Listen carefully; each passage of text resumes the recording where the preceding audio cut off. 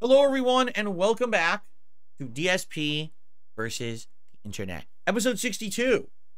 And so far, man, I don't think we could have had two more different videos that we just watched in part one. Let's continue on with the Ultra member submissions. Thank you so much to the Ultra members who support this channel. Up next, we're going to have not one, but two different game trailers for cat-related video games. Let's see what we've got. Oh, mature-rated cat game. So, Gory Cuddle Carnage, Meow released trailer 5 days ago. This is the following trailer has not been approved. No animals were harmed in making this trailer. Made for restricted audiences only. There's a lot of blood and a really cute cat. Blood, unicorn limbs, silly jokes, and foul-mouthed hoverboard. What is this? I don't know. Let's see. In the beginning, there were cats. Innocent little animals, loved by all. But I guess changes. On August 29th, 2024. Good versus bad. Cat versus unicorn. So don't be a pussy, cat. Paint the town red with blood as you unleash devastating moves. Power slide, grind, and spin to cause maximum carnage. Explore levels, save the world, and look cute while you do it.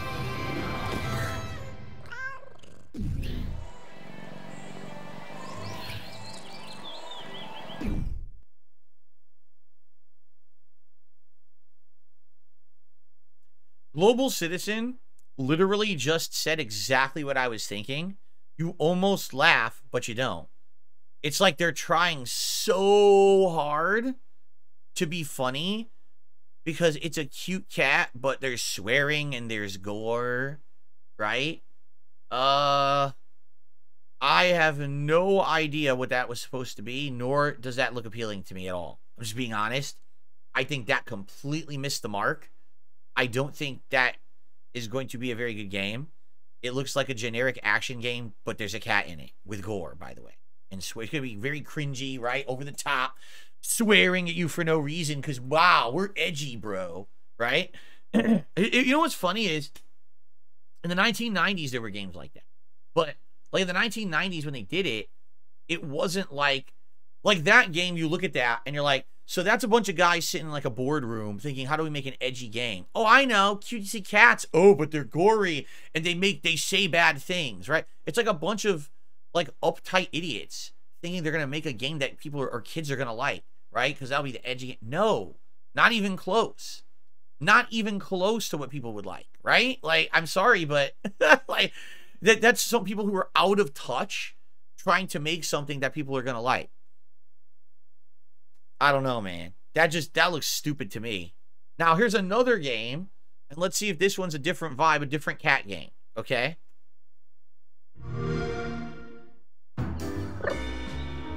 Like that reaction. Cat game review board, approval application, Little Kitty Big City. Cats do not have deadlines.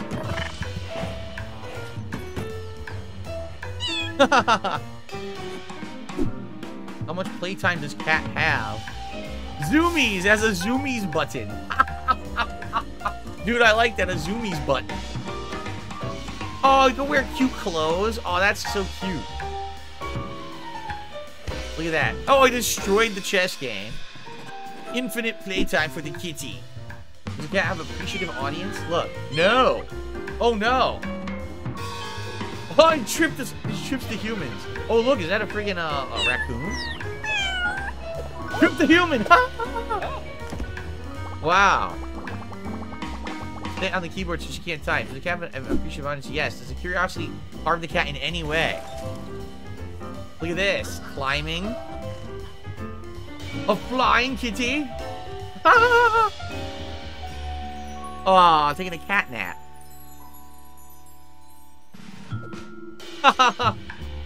No harming of cats. You wish to smoosh the cat? I missed what it said. Gooch the cat never let go because it's the best cute ever. Yes. Oh my god. Approved for release? Ah. Okay. Do you see the difference? The first game literally has nothing to do with cats. It's just, oh, look, a cutesy cat that says bad things and murderizes with blood and gore. It's insanely cringe, made by idiots. This game, cats are cute. That's why people have them as pets. So take a game that takes the curious nature of a cat, the cute nature of a cat, the mischievous nature of a cat, and turn it into a video game. And what that reminds me of is like Untitled Goose Game, perhaps, right? It's trying to solve puzzles using an animal, and it's funny, but you have to avoid certain humans that don't like you and stuff. This game gets it. So you had two cat games. One completely misses the mark of anything that anyone would like. The other 100% nails what people would like if they're cat lovers, right? So that game looks good. Little Kitty Big City, May 9th. I'm wondering if it's Game Pass. Since it showed the Xbox logo, you would think it probably is a Game Pass game. And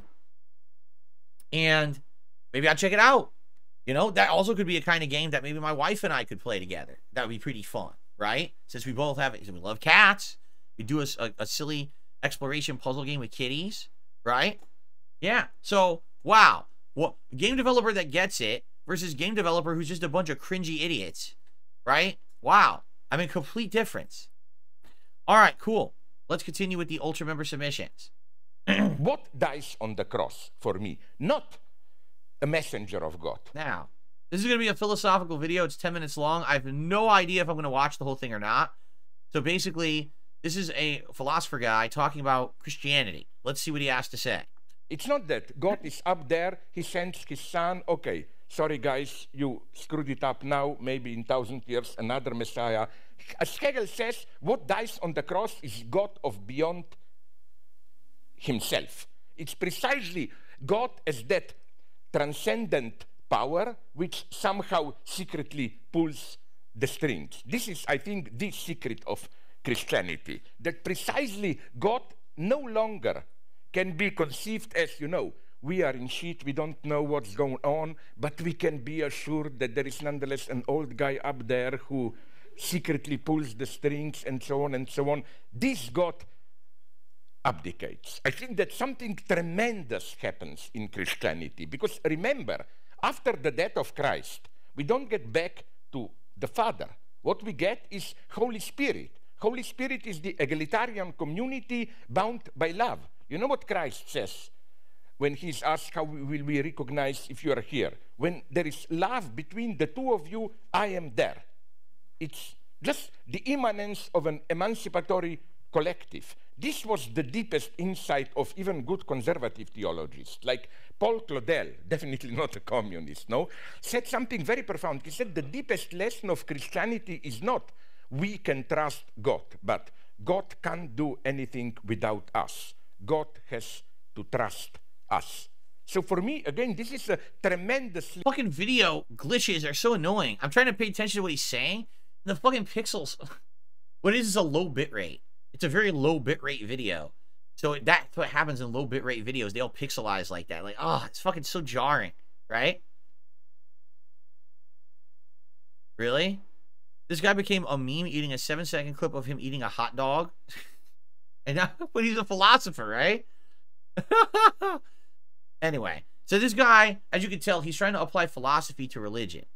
And if you're interested in this, great. I'm going to be honest, I'll watch a little bit more, but I don't really think I have anything to say about it. You know, I don't think I do. Let's just see. The important message of freedom, again, as my beloved Chesterton said, it's not... Chesterton said, in all other religions you have atheists, people who don't believe in God. But Chesterton's reading of those famous Eli, Eli, lama sabachthani, Father, why have you forsaken me? I have no idea what he's even saying. This is the problem. I can barely understand what he's saying. Is that only in Christianity, and for him this is crucial, God himself becomes for a moment an atheist. And this is so tremendously important for me. I think far from this fashionable idea that the Christian era, you know, all that Aquarius bullshit is over and we are entering a new era. Yes, we are, but I don't like this new era. It's neo-paganism and so on. I claim that today precisely we should stick to this tremendous, explosive impact. We are still not ready to confront it of what Christianity is truly telling us, which is why I like to say paradoxically that to be... So he basically saying that Christianity is all about love, and wherever love is, God is, and so Christianity is in its core like a really nice notion, and he doesn't think that people have grasped that yet, and thinks that people who are moving on from Christianity to things like other religions, like neo-paganism that he just mentioned, it's not as good as the ideas of Christianity. It's just that people didn't get Christianity. Maybe that's what he's saying. I don't know, but that's enough of that for me. I really can't stand more of it. He's very hard to understand. I get it, like he's an intellectual, but man, he's so hard to understand. I'm just trying. It's like I got to translate what he's saying with all that. All right, let's continue on to the next one.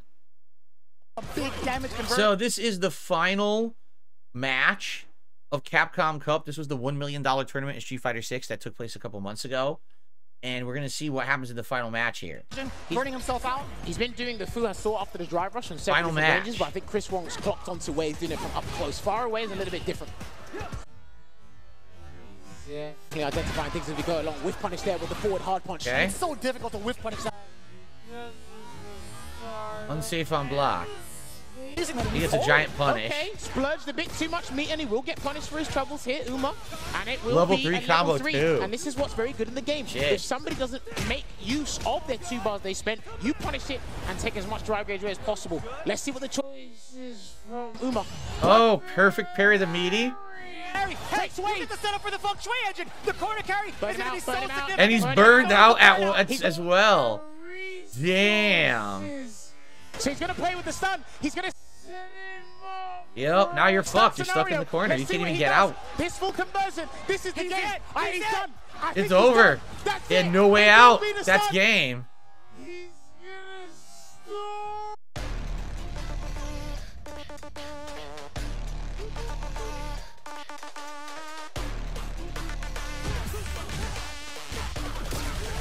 Yeah, I think it was. The problem was it's the final match of the tournament, and he went for maximum punish damage, which is fine. But when you're playing top tiers in Street Fighter 6, you cannot get burnt out. If you get burnt out, the top tier character will push you to the corner and find a way to get you stuck there. If you can't get out of their drive impact, you're done. And that's exactly what happened. He wanted maximum damage on the punished mistake that they made there. He did it, but he had almost no meter left when he was done. So now what are you going to do? You're done. You have no meter to do anything, right?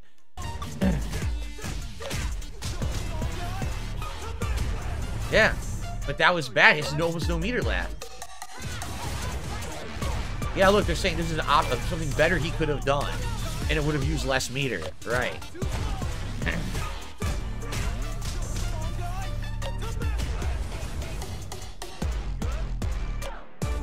Yeah. So basically the perfect parry, that was it. Once you're perfect parried, there you go. Oh, yeah, he could have got that with MP. He could have gotten out of that there. Yup. He could have gotten out of the corner, and it would have been more, but he missed it. Okay.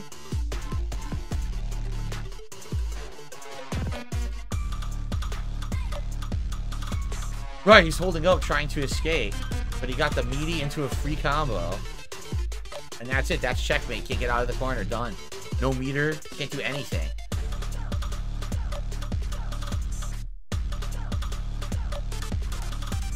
Yeah, it'll just be a loop. It'll just be a loop over and over. You can't get out. Let's see what the choice is from Uma. That perfect parry was game. That was it. The perfect strategy to get him to the corner. It's over. He's got no resources, so he's going to play with the stun. He's going to set him up for a stun scenario. Let's see what he does. This full conversion. This is the game. He's done. I think he's done. That's it. Yep. It will be the stun. He's going to store up. He's going to finish the combo. And ladies and Goodbye. gentlemen, $1 million is going to be awarded to Uma. Nobody had him on the cards to take the cup. He's represented with jury. He's represented Taiwan. And he will be your first $1 million. I didn't even know he was from Taiwan. That's cool. He played it perfectly. That he definitely needed that perfect parry. He got that perfect parry. A lot of people underestimate the perfect parry in Street Fighter 6 because you don't do it like you do perfect parries in, or do any parries in Street Fighter 3. But the perfect parry is very powerful. Very awesome. All right. Let's continue. So recently I discovered that a bunch of knockoff fast food restaurants exist. For example, this is a frowny meal from a knockoff Brownie McDonald's. meal. And that got me thinking, how are they getting away with this? Today I'm checking out knockoffs of the most popular fast food restaurants to answer one simple question. Are any of these knockoffs better than the original? So basically, this is the same guy who did that video about the oldest restaurants in the world, and now he's doing knockoff fast food. This should be good. Let's head to the airport, where my journey begins in Birmingham, England. Behind me is what appears to be a Chick-fil-A knockoff restaurant. This is Chili Chicks, a fast food chicken restaurant that basically stole Chick-fil-A's logo. Wow. How is that even legal? The craziest thing about this restaurant, guys, is I actually think it's better than Chick-fil-A. Wow. For one reason, and one reason alone. I'm filming this video on a Sunday, and it's open. It's open. That's crazy. All jokes aside, I really want to know how good this restaurant is. Let's go inside. I can't believe I flew across the ocean to try something I could have just DoorDashed from my house. Guys, this is literally Chick-fil-A. Like, I don't know what to say. To my surprise, the inside of the restaurant looks a bit different from a standard Chick-fil-A. There were these weird velvet booths that made me feel like I was in a nightclub for some reason. This is weird. The first thing I notice is the Chick-fil-A logo on this red bag. It's literally the exact same red and white color scheme. What? How have they not gotten sued? I made my way up to the counter and ordered the Supercharger burger. It seemed like the most similar to my usual at Chick-fil-A, the Spicy Deluxe Chicken Sandwich. Awesome. Thank you. Quick question. Do y'all know what Chick-fil-A is? What was that? You're from America? Yeah. Thank you. Appreciate it, man. All right, so I just got my food, and guys, y'all, this looks very similar to Chick-fil-A. So the crazy thing is, I'm pretty sure the only way they can get away with using this logo is because there are no Chick-fil-A's in the UK.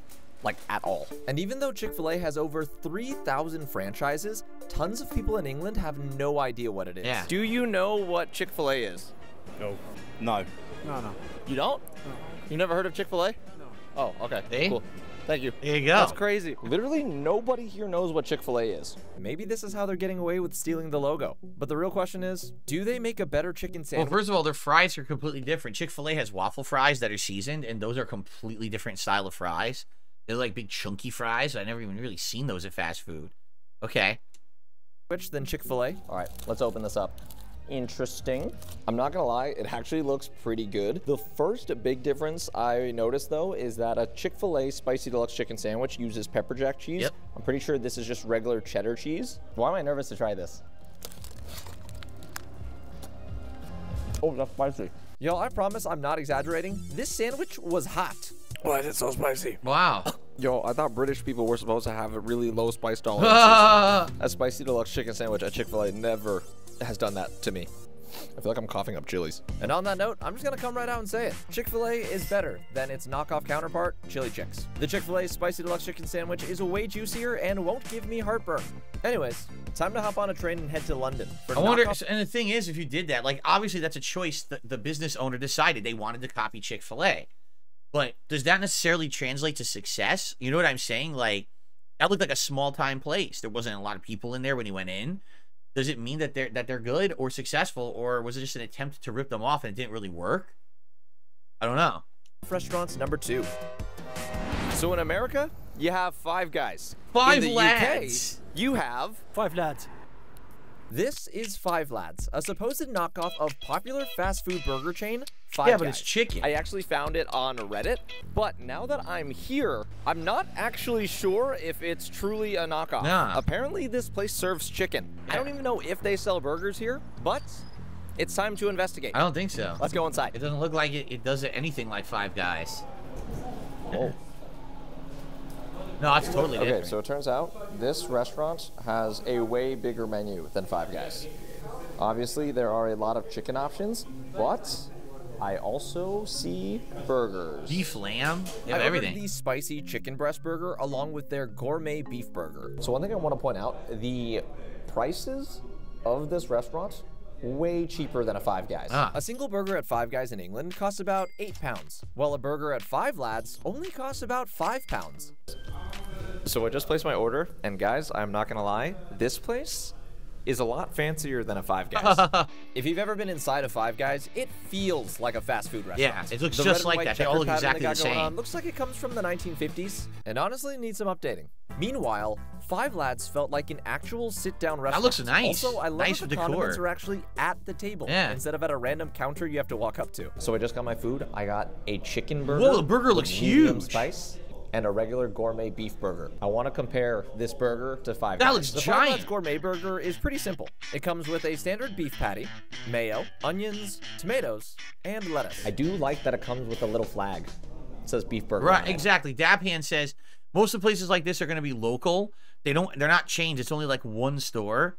And there's lots of places like this that you can find but you don't know they exist unless you're like from a town over or whatever. Right, exactly. Like a place like this would get away with being called Five Lads because number one, it focuses on chicken, and number two, because you know they're trying to get a little bit of business based off the name, but they know they probably don't get that much. Say the other one, that chili chicken, like that looks like Chick-fil-A, but it's nothing like Chick-fil-A, right? They're just trying to get some little bit of maybe burst of ideas or business off the name, but that's about it. It's cute. Here we go. Looks good. Ooh. That was a big bite. That's pretty good. I was a little worried the burger would not be that good since it is a chicken restaurant, but I like it.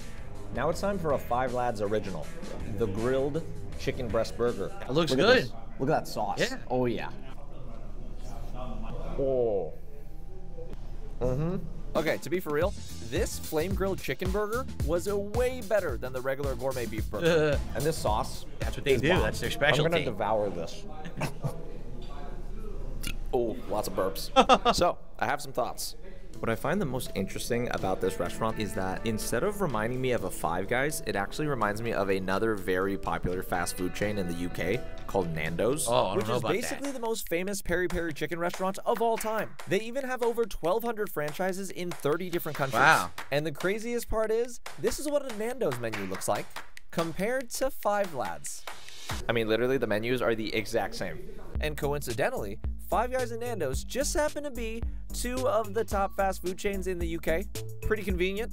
Is this place actually a knockoff combination Yes, it restaurant? is. I've come to the conclusion It actually that Five Guys is. completely ripped off Nando's. Then they named it Five Lads just to be funny. Now, Not just to be funny, to avoid issues. They have the menu of one restaurant, the name of another, and that's how they're different. See? do I think Five Lads is better than Five Guys? I'm gonna have to say no for this one. Five Lads makes some pretty good chicken, but Five Guys makes a way better burger. So I'm heading back to America right now, to the next knockoff fast food restaurant, and honestly, I don't even know how this one still exists. There was a major lawsuit against them. Oh, wow. And it's pretty crazy. So, time for a very long flight. Luckily, I've been reading this book the entire time I've been in London, so I'm gonna try to finish it. So, let me guess, it's the McDonald's knockoff. All right, y'all.